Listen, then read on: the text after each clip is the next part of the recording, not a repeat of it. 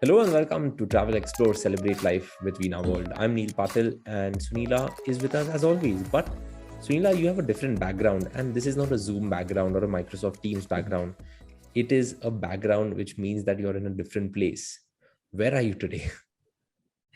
Neil, I've been on the road for quite some time now. And first of all, hi, everybody. Really happy to be here.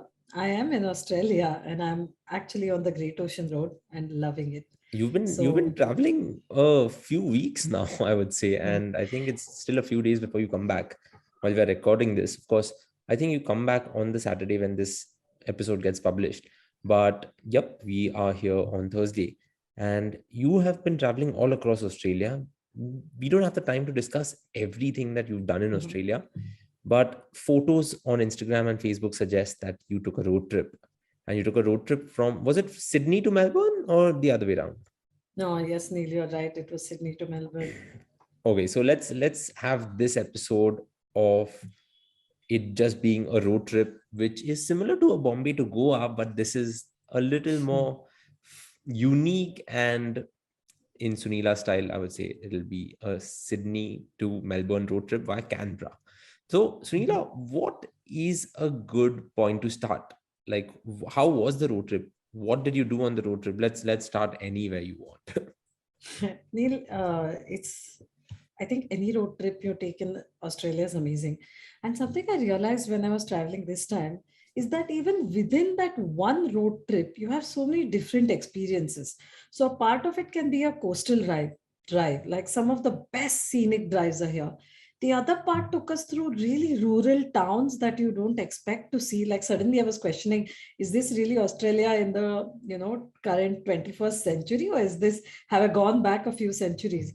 And then the remaining part also lets you break off into smaller towns, or some that are really well known. And a part of it I really enjoyed doing because it was work, but it was also a lot of fun. And then if you're going out there to have fun, then you can take as long as you want, or you can make it as short as you want and still do all the main sites. So it's simply amazing. And also what is amazing is whether you're being driven, whether you're in a coach, whether you're in a car, if you have a driver, or you're driving yourself. So for the last 2 days, I've been doing a self drive.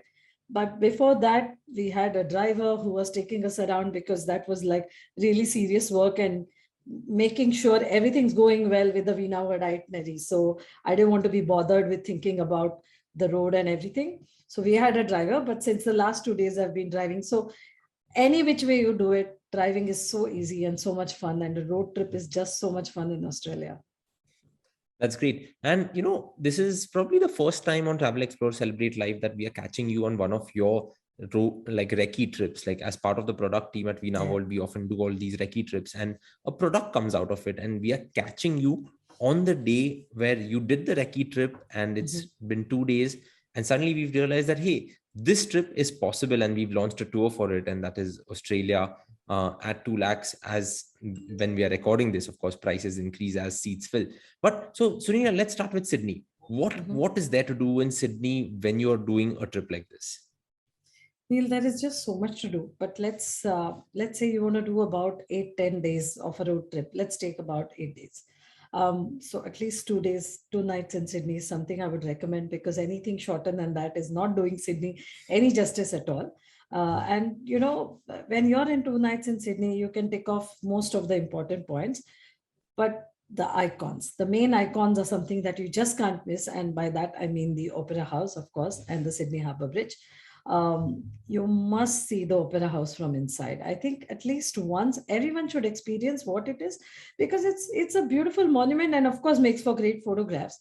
And even when you're on the harbor cruise, it looks so stunning. And Neil, I was so lucky because it was the full moon when I was there, and the full moon was shining. We saw the sunset, the moon is up there, and the entire, I mean, it just looks stunning. But do take the time to visit the opera from inside, because it is simply mind blowing. And I think we've done an episode on the opera house, so the details of course can be found there. But definitely do the opera house, go see the harbor bridge, do all the orientation sites of Sydney, find out what it is that you really like. spend some time at the Rocks, which is really the historical center, quite close to these two sites. And the best part is nothing is ever too far. Spend some time on the Darling Harbour. There are two really nice attractions there, two or three. Like there's the Sea Life Aquarium, you have the zoo, and you can have your first meeting with the koalas and kangaroos, which really define Australia. So I think Sydney is a great entry point, a great point to start off your tour or to end the tour with, because everything iconic about Australia that you've thought of, you can take it off in Sydney. So I really like it for that. Okay, so great. That's Sydney. I'm not going to spend too much time asking you about Sydney because we've done an episode earlier on it. Mhm, I'll come straight to the end point of the tour, that is Melbourne. So similar to mhm. how you told us about Sydney, tell me what can you do in Melbourne? What do you do? Of course, you are at the Great Ocean Road right now, and one of the best drives you'll ever have in your life. But what do you do in Melbourne then as part of a 8 or 9 day itinerary like this? Hey, Melbourne, the best part of Melbourne is you can do so much in Melbourne. And I think you really know Melbourne really well. You've studied very close to It's very Melbourne at close to my one. heart. Spent 4 years Yes. there, right? Yeah, and more and more I've been seeing that a lot of even Indian students and Indian people, we love to live in Melbourne as such also. So the CBD is great. One of the best things I like about Melbourne, Neil, is that the in the city center, in the CBD, as we say it, the trams are free. So you don't have to worry about how do I use the public transport. Hop onto a tram, and they keep telling you you're in the free tram zone or you're not, and you can actually get around the city very easily. But I would say even walking in Melbourne is so much fun and so easy, and all the streets are just perpendicular and parallel to each other, so it's very easy to get from one street to the other. Um, if there is something you must not miss, and I think for every Indian it is really important, is the Melbourne Cricket Ground. And when you go to the Melbourne Cricket Ground, again, don't just go outside. It makes no sense. You have to get inside and do a tour. When you do the tour, in fact, what happened this time was I had Ashwini from product team also with me. And we were the only two Indians in the group, and there were a lot of other Aussies there because just the day before there was a football match, and Melbourne Cricket Ground is both for football and cricket. And what happened then was the guide who was taking us around. So we did the whole tour as well to make sure that everything is perfect.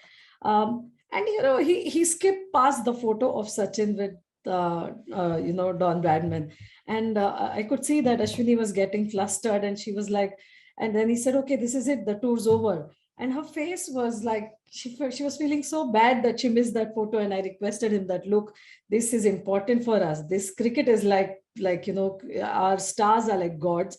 So she has to see the photo. And he was really sweet enough to take us back in.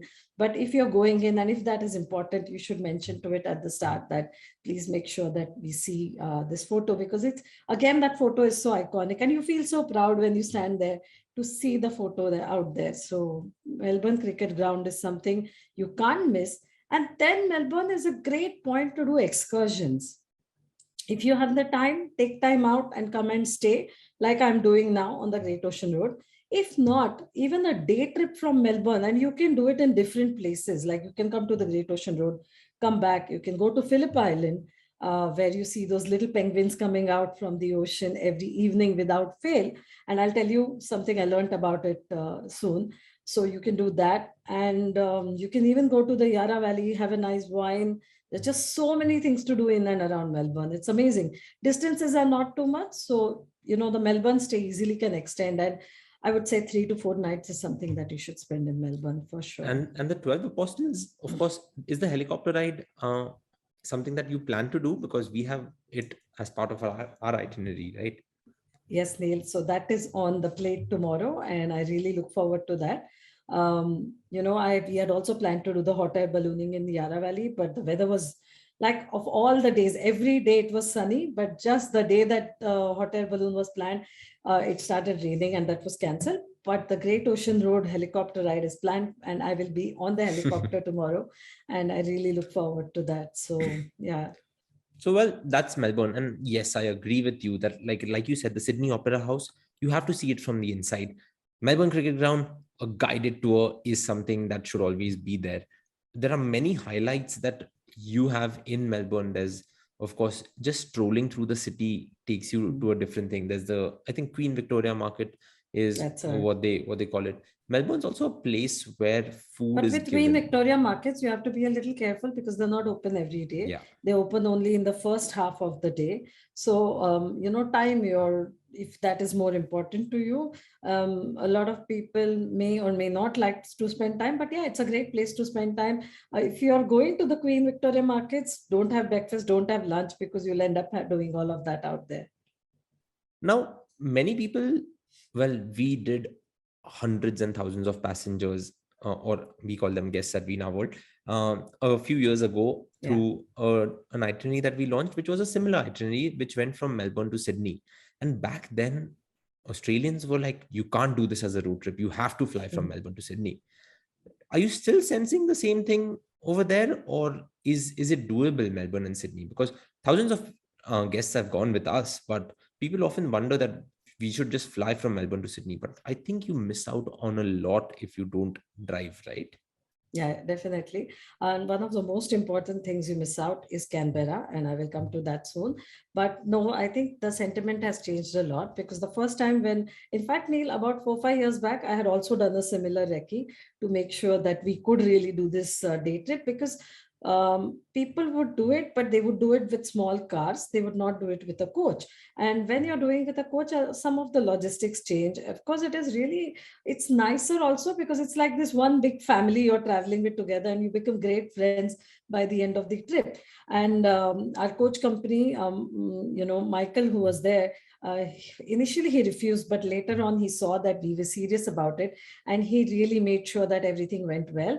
This time I had the pleasure of traveling with his son Taz, who was much more clued in, and he knew everything that had happened. So in fact, he took the time out to show me extra stops or tell me this is what we should do, this is how we will plan it. So easily doable.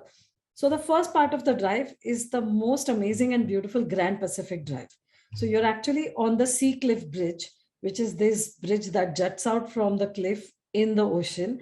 And you can go to this lookout called the Bald Hill Lookout, stand there and actually see how the bridge is going, and then even drive on the bridge. So I loved that part. Then onwards, you come to Jervis Bay, and this beautiful little coastal town, and you can take a very nice dolphin cruise out there to go out and see the dolphins, and then continue onwards towards Canberra. On the way, again, one more stop I would recommend, because we just couldn't have enough of it, is something known as Hyams Beach. And Hyams Beach, Neil, was voted and has the Guinness Book of Records for the whitest sand on earth, not just Australia, on earth. It holds the record for that. And it's because of the quartz crystals in it. So, we were actually taking some photos, and afterwards we felt like, this looks like the run of Kutch in the photos. It's that white in some places. So amazing, amazing. It's like some of the best places that New South Wales and the state has to offer. And after that, you come to Canberra. And Canberra, of course, is the capital in the Australian Capital Territory. One of the most notable things about Canberra is again the Parliament House. So we are talking of places that you should visit from inside. We spoken of the Sydney Opera House, MCG, and in Canberra, it is the Parliament House. You can enter that, but don't just take a tour, take a guided tour, because the stories that they tell you make it so much more entertaining and interesting. And Canberra's Parliament House is one of the few, I think the only probably Parliament House in the world that you can actually visit from inside. So that was amazing. And one thing I learned there, the guide tells you stories and the guide tells you how it was done. And then he explained to us, so you have the two houses, and one house is green and the other house is red, slightly light pinkish red. And then he said, this is because it is the eucalyptus tree, and the eucalyptus tree is native to Australia, and these are the colors of that tree. And these little things then stay with I you. didn't And know that. Yeah, I didn't know yeah, that. so I was amazed that the things you can pick up on a guided tour. So yeah, that's definitely something we shouldn't miss in Canberra. Okay, so that's Canberra. Now, in this massive newspaper ad that we gave out, it mentioned sun, it mentioned sand, it also mentioned snow. Now, Yes. snow in the Australian summer, how does that work? Tell us about Mount Buller. Yes, so that is our best kept secret, I think. After Canberra, you will go ahead and visit Albury. Albury is basically like a transit halt in between Sydney and Melbourne because it's a really long journey. Albury itself is really quite pretty, so it makes for a really nice transit halt. And after Albury, when you're going towards Melbourne, or vice versa, when you're starting in Melbourne and going towards Albury, kind of in between there, if you take a little extra time, then you can visit Mount Buller, which is the snow area, or like we say, the ski resort of Australia. And that's the best part. It's really advantageous because it's summer everywhere else in the northern hemisphere, but it is winter in Australia. So, like, I'm in the room now, I have the heater on, and I'm really quite comfortable. But even otherwise, the weather's pleasant. So it's this nice, crisp, cold air. And you have the ski. So the ski season will start now from June and it runs on till about October. And there will be snow everywhere. And Mount Buller is so beautiful. So you go up there, you go up to the summit, and then you can take a little ski lift, which you use basically for skiing, but you can also enjoy a ride on top of that. And I think all of us have missed snow for quite some time. We've not been able to go to Europe, and maybe it will take some more time till we get to Europe. But till then, this is the place, and this is the place that we can really enjoy. Build your snowman, do whatever, play to your heart's content. There's also a toboggan ride, so you can go ahead, take a toboggan ride there. Basically, everything that you thought of having at a snow resort, at a ski resort, you can do it at Mount Buller. There are a few more places, actually, Thredbo near Canberra, where you can enjoy a ski resort, and two more in Victoria.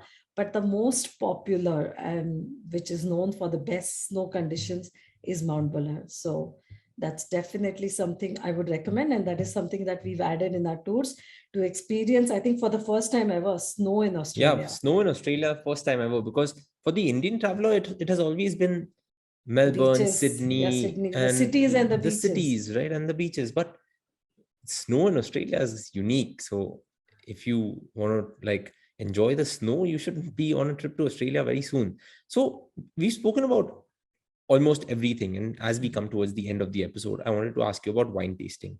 Mhm. Because wine tasting and New South Wales in particular is very famous for its wine. South Australia also, and Australia in general is like a wine drinking nation. So what do you have to tell us about wine tasting?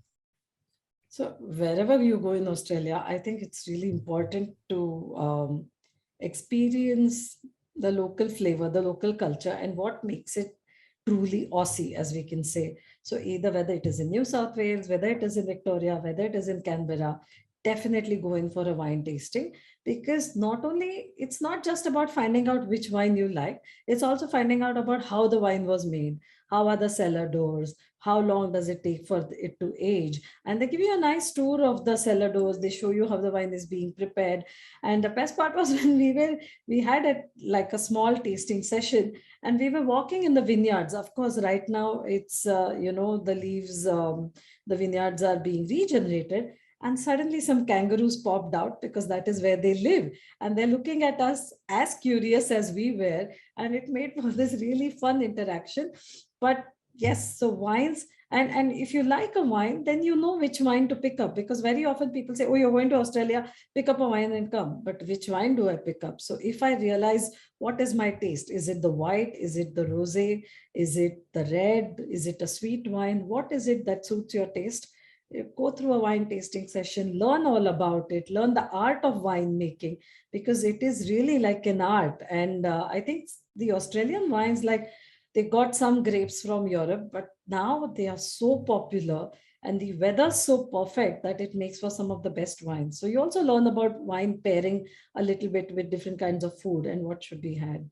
So I would say that is one taste you must enjoy and experience. I think over the last 15 or 20 minutes, we've established that Australia is a country for food, wine, road trips, uh, like self drives, snow, the beaches, everything that you need from a holiday, Australia tends to give you. And we're going to have more and more episodes talking about it. But do you think we missed out on anything? Of course, it's quite late in Australia right now, and we should let you go off to bed, but you have your helicopter ride tomorrow. But do you think we missed out on anything? No, I think I could speak all night on Australia, Neil. There I have no problem. But yes, I've been working a little late over the last few days simply because of the time difference. So Australia's 4.5 hours ahead of India. What makes it so easy also in Australia is that they drive on the same side as us. It's Yeah. also the same right-hand drive. So you don't But feel their disoriented. fines are not the same as us. The If you fines are jump a not the traffic light, same. it's 250 Australian dollars. But the roads are so well Yeah. marked that you would not, there's no way that you would land up doing something wrong because everything is so perfectly signposted and marked. So even when we had the driver with us and he was taking us through, you feel very much at home. Like sometimes in Europe, when in your coach or a car, you feel a little disoriented. You get off the coach and suddenly you tend to move to the opposite side, which does not happen here. So it's really easy because it is the Yeah. same side. And I would say take your time to enjoy Australia, because earlier we used to have this thing that we would never do Australia on its own. It was always a combined tour of Australia and New Zealand. Yes. After that, we said, okay, 3-4 cities in Australia. So you had Sydney, Melbourne, Gold Coast, Cairns, and have to pack everything in, do everything. And in 10 days, you visit like 4 cities, 3 states, 4 states, and come back. And I think we've reached a point now where we've learned to really enjoy and savor our Yeah. holidays. So I would say Victoria and NSW, take your time, do the Sydney to Melbourne tour now, and then go back for another tour maybe next year, the year after, or at a later point, and then enjoy that part, because this is a big country. It's huge. You can't attempt to do it all in one trip. That's true. Great. Sunila, thanks for tuning in from Australia. Next week you'll probably be here. I think next week You should be traveling. I'll be on a flight somewhere, but we'll leave that to next week. Thanks a lot, Sunila. Enjoy your helicopter ride tomorrow. Enjoy the I great will. the 12 Apostles, the Great Ocean Road, and say hi to all of my friends in Australia.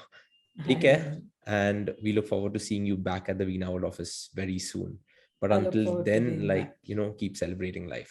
Thanks a lot, listeners, viewers, everyone who's listening or viewing this episode of Travel Explore Celebrate Life. We'll see you next week. But this was the road trip from Sydney to Melbourne. Don't take that flight. Drive down and enjoy the scenic route that this road trip from Sydney to Melbourne has. See you, everyone. See you next week. Bye.